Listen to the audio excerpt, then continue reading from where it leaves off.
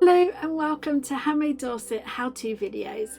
Today we're going to be making the #1 mini journal kit from the £1 Wonders PDF downloads on handmadedorset.co.uk website. I'm Kula Shine, hello, and the crafter today is Mary, my mum, a crafter of 70 plus years. I don't know if you want me to say that on YouTube, to be honest, but there you go, mum, it's out there, sorry about that. So first things first, if your printer can take heavyweight card, then print it on that first, because then it makes a nice sturdy template and a pattern that you can use again and again.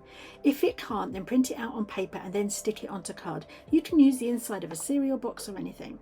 Ideally the cover would be about a 300 GSM, but the inside can be a lot lighter, like anything from 150 up, because at the end of the day you're going to be facing it on both sides with more card and papers to give it a little bit of extra strength. Whenever you're cutting card, it's really important to score the line so you get a nice crisp line. Mum used, I think, the back of a knitting needle or a crochet hook there, but you can use like the edge of a pair of scissors or even a biro that's run out of ink.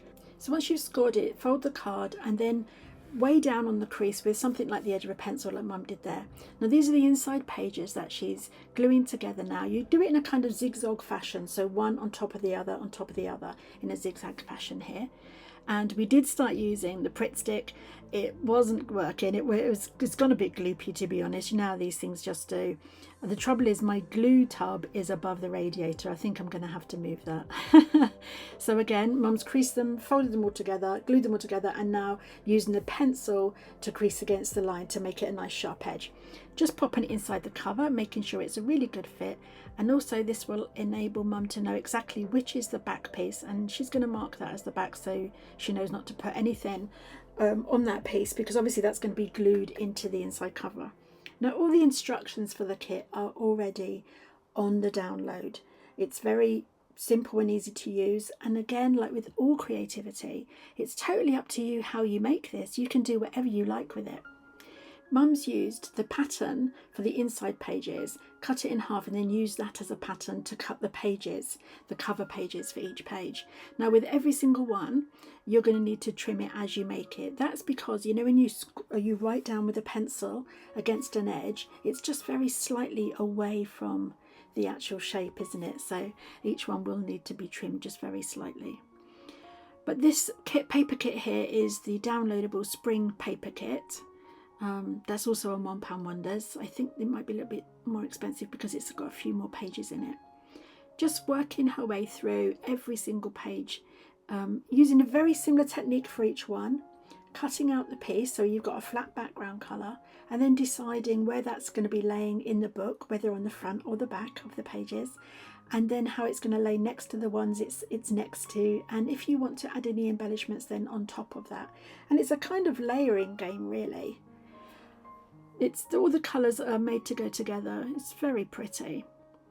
Now, instead of just doing a flat shape here, Mum's torn the paper. If you tear it towards you, it leaves a lovely white edge, and then using the Posca pens to give some definition to that edge. You can obviously use ink pads and things, but this was the first time Mum had done some videoing for me at my house, so she didn't have all her normal bits and pieces to hand, so she's made do with the bits and pieces she could find of mine, and hopefully next time we'll get a bit more organised. But also, excitingly, Mum's bought one of the kind of phone holder so that she can photograph and video some other makes at home too. So this is another torn piece of paper, and it's going to be inked on the edges or penned on the edges on both sides, and then it's going to go diagonally across the page just to add a little bit more dynamism and difference. These sayings are also, again, available on the website. I mean, everything is, except for the pens and the ink pads, but the rubber stamps and the sayings and the you know, all of that, just available on the website. I just like to be able to show you all the things you can do with what's available. Some beautiful spring sayings. It's so exciting to be moving into the springtime with some of these makes. It just makes you feel positive and uplifted and kind of looking forward to moving into a brighter, sunnier, warmer time, isn't it? And these are some rubber stamps. Now, because those two papers are layered on top of each other, it's not going to be a perfect image. It just can't be, because it's not flat on the paper. but it's okay because Mum does some colouring in a minute, and it just livens the whole thing up. It doesn't matter too much. Whenever you're creating anything like this, it's nice to have different techniques in there that also have different textures and different points of interest, and things going in different directions is always nice too. So as well as all the colours, it's nice to have those other things going on just to make a point of interest. Now this is the cut and stick Gardens Greetings, and next to it were the mini envelope, so adorably cute, and greetings card template, but they don't actually come like that. It's just I printed them off for Mum to fiddle around with, and I forgot to cut it in half before I gave it to her. So if you did get either of those, they come as separate things. But yeah, there's a whole bunch of garden greetings and garden sayings, so like pocket filler poses. They were all basically, they were ones that Mum wanted me to make. She teaches some classes, and she has groups of mostly ladies that kind of create different things like that with her, and so they're all sayings that they wanted to have on their bits and bobs, and I just thought, what a lovely thing. It's just so, it's kind of romantic, and again, you know, it's just, it's got good feeling vibes. Right, so this is a scrap of the paper. Mum's made some tags to pop in the little pockets. You see that little flowery pocket on the left, so rather than just placing it straight down on the background, Mum made a kind of border with another piece of card. Again, it adds more interest, and it gives it another layer. How adorable were those tags? Look, they're so cute.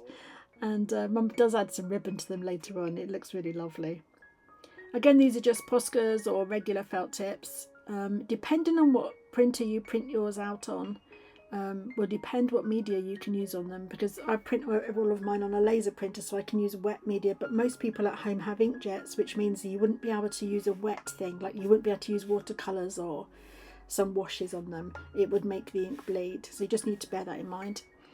There's a couple of bits of card there Mum's pinched out of my stash just to add some little heart flowers. Just adorable.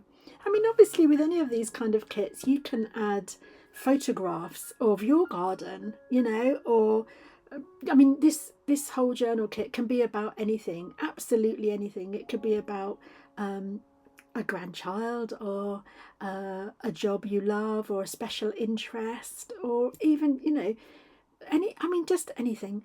Look at this. How cute is it? It's a little tiny packet of seeds. Oh, it's so wonderful. Look at this. It's so cute.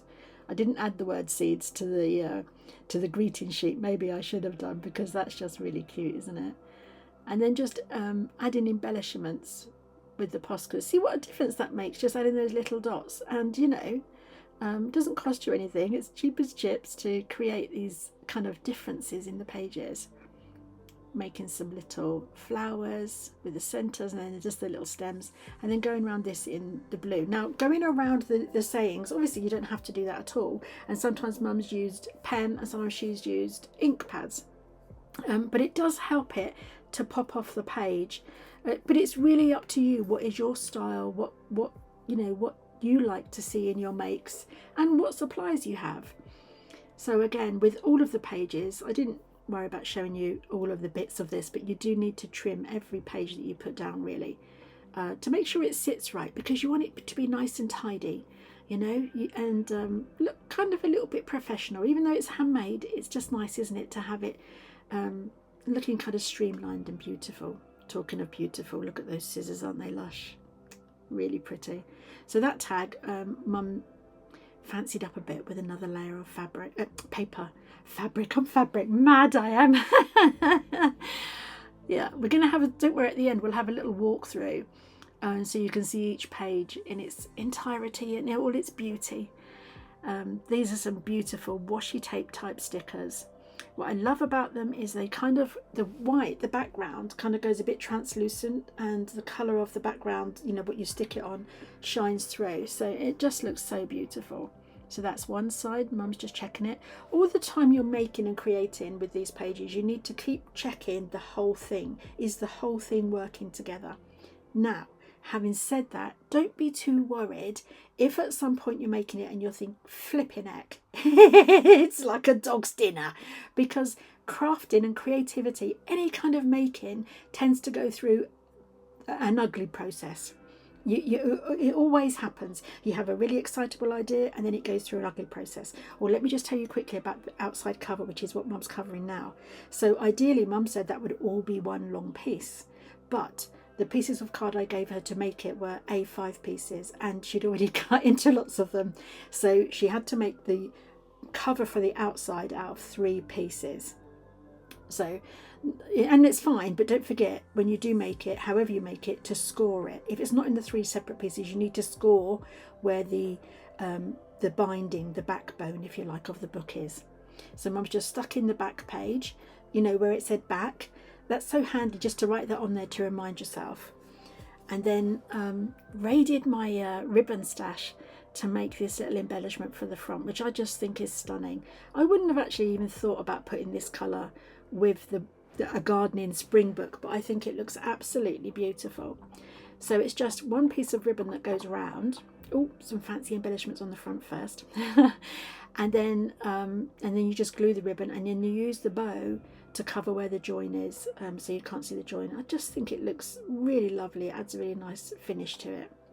I'm not sure if I missed the part where, oh no, Mum hasn't done it yet, so we need to punch the holes to put the thread through to close the journal. It's just the most gorgeous thing. And obviously on all those little tags you can write, well, you could write any sort of little messages, or if it was to do with your garden, you know, what seeds you've planted. You could even, if you got a bit fancy, scan some seed packets to pop them in there. Okay, here's our little walkthrough. How pretty is it? I mean, it's absolutely stunning. Every single page has got something beautiful to look at with a different technique or embellishment. That's one of my favourites, Never Enough Time. Look at that. And the tiny seeds. Pocket full of posies. Bloom where you're planted. Can't go wrong with that. A secret garden. Isn't it beautiful? Thanks for joining me and happy crafting.